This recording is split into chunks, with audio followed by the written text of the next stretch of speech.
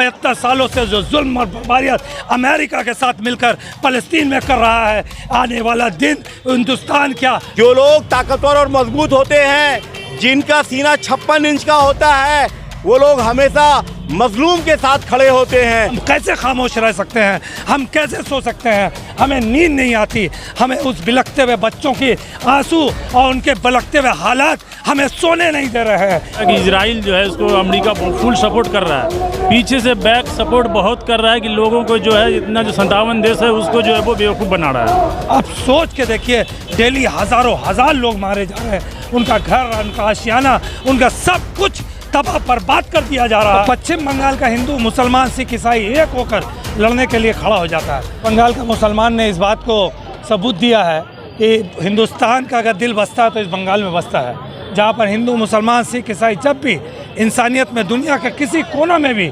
इंसानियत पर आफत आता है तो पश्चिम बंगाल का हिंदू, मुसलमान, सिख, ईसाई एक होकर लड़ने के लिए खड़ा हो जाता है। आज इंसानियत के लिए, इंसाफ के लिए ये लड़ाई सिर्फ किसी मुसलमानों की लड़ाई नहीं है, ये लड़ाई मजलूम की लड़ाई है, ये लड़ाई इंसानियत की लड़ाई है। जिस तरह बम मारा जा रहा है, बच्चे मर रहे हैं, हर 10 मिनट में एक बच्चा मर रहा है। आप सोच सकते हैं इस तरह का बर्बारियत एक जलियांवाला बाग हिंदुस्तान में हुआ था तो आज तक उस दिन को ब्लैक डे के हिसाब से पूरी दुनिया में मनाया जाता है, जहाँ पर 250 लोग मारे गए थे। आप सोच के देखिए, डेली हजारों हजार लोग मारे जा रहे हैं, उनका घर, उनका आशियाना, उनका सब कुछ तबाह बर्बाद कर दिया जा रहा है। हम कैसे खामोश रह सकते हैं, हम कैसे सो सकते हैं, हमें नींद नहीं आती, हमें उस बिलखते हुए बच्चों की आंसू और उनके बिलखते हुए हालात हमें सोने नहीं दे रहे हैं। मन कर रहा है कि हम निकले और अपने देश में, अपने पूरे देश में एक होकर हम लोग आवाज़ उठाएं। ये लड़ाई हिंदुस्तान का दिल और ईमान हकीकत में जानता है कि क्या फ़लस्तीन पे गुजर रहा है, क्योंकि वही इतिहास हिंदुस्तान का भी है जो फ़लस्तीन का है। पर सोशल मीडिया पे ऐसा कहा जा रहा है कि जो लोग फ़लस्तीन के समर्थन में खड़े हैं वो लोग हमास का साथ दे रहे हैं। कौन कह रहा है मुझे नहीं पता, लेकिन ये बात ज़रूरी है आपके माध्यम से, क्योंकि हिंदुस्तान का जो मीडिया जो एंगल दिखा रहा है उसे हमें, हमारे देश का इतिहास शायद नहीं पता है। हमारा देश और फ़लस्तीन का इतिहास एक है। 1947 में ब्रिटिश ने हमें आज़ादी देते वक्त 2 टुकड़ों में इंडिया और पाकिस्तान में बांट दिया। उसी तरह उसने फ़लस्तीन, सिर्फ फ़लस्तीन ही एक कंट्री थी, 1948 में उसने उसे बांटकर वहाँ से इजराइल को पैदा किया।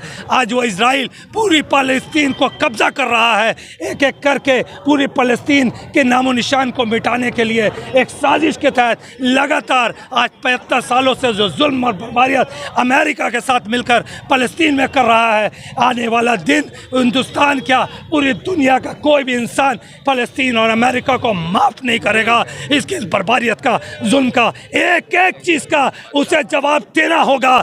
हिंदुस्तान, आने वाला इतिहास उनसे ये जवाब मांगेगा। उन मजलूमों की जान ज़ाया नहीं जाएगी। हम आवाज़ उठाएंगे, हम मर जाएंगे तो हमारे बच्चे आवाज़ उठाएंगे, वो मर जाएंगे तो उनके बच्चे आवाज़ उठाएंगे। खून जाया नहीं जाएगा। जो फ़लस्तीन के ऊपर जो हमला किया जा रहा है और बहुत सारे बच्चे जो है बेघर हो गए हैं, जैसा कि मैंने देखा कि इजराइल जो है इसको अमेरिका फुल सपोर्ट कर रहा है, पीछे से बैक सपोर्ट बहुत कर रहा है कि लोगों को जो है इतना जो 57 देश है उसको जो है वो बेवकूफ़ बना रहा है। हम लोग यही चाहते हैं कि फ़लस्तीन के ऊपर जितने मुसलमान, जितने समाज के लोग हैं, पूरे वर्ल्ड में जितने भी लोग हैं उनको समर्थन चाहिए, देना चाहिए, ये हम लोगों का ये कहना है। और एक उसके सहयोग के लिए, हम फ़लस्तीन के सहयोग के लिए हम लोग आज यहाँ रैली में आए हुए हैं। ऐसा बात नहीं है, अभी जो है आपका 57 देश में से जो है बहुत सारे ऐसे मुखालफत कर रहे हैं, तुर्की वगैरह सब जो है इसके इजराइल के ख़िलाफ़ में बहुत सारी बातें जो है उनका बाइकआउट किया गया है। और हमारे हिंदुस्तान में भी जो है बहुत सारे उनके सामान जो है उसको भी बाइकआउट किया जाएगा। जो फ़लस्तीन में हो रहा है ये पूरी दुनिया को पता है।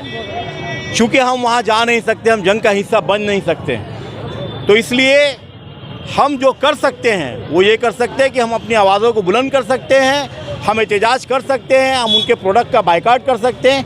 आज यहाँ इसीलिए हम लोग इकट्ठा हुए थे, ये है कि लोगों को इस बात को बताया जाए कि हम लोग उस किस तरीके से उस जंग में शामिल हो सकते हैं। जंग में शामिल होने का एक ये भी रास्ता है कि हम उनके प्रोडक्ट का बाइकआउट करके उनको इकोनॉमिकली, हम उनको आर्थिक स्थिति को जो है कमज़ोर करें, ताकि वो जो बम खरीद रहे हैं, वो जो हमारे पैसे से खरीद रहे हैं और वो हमारे ऊपर ही यूज़ कर रहे हैं, तो उनको हम कमज़ोर करने के लिए हम बाइकआउट करने की कोशिश करेंगे। तमाम लोगों से अपील करेंगे, जो लोग ताकतवर और मजबूत होते हैं, जिनका सीना 56 इंच का होता है वो लोग हमेशा मजलूम के साथ खड़े होते हैं, और जो लोग कमज़ोर होते हैं उनको मजबूत के साथ खड़ा होना पड़ता है।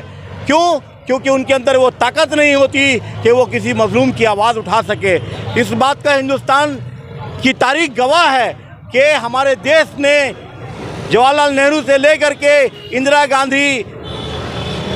गांधी, राजीव गांधी, यहाँ तक के बीजेपी के प्राइम मिनिस्टर अटल बिहारी वाजपेयी जी ने भी फ़िलिस्तीन का सपोर्ट किया और फ़िलिस्तीन की हिमायत की।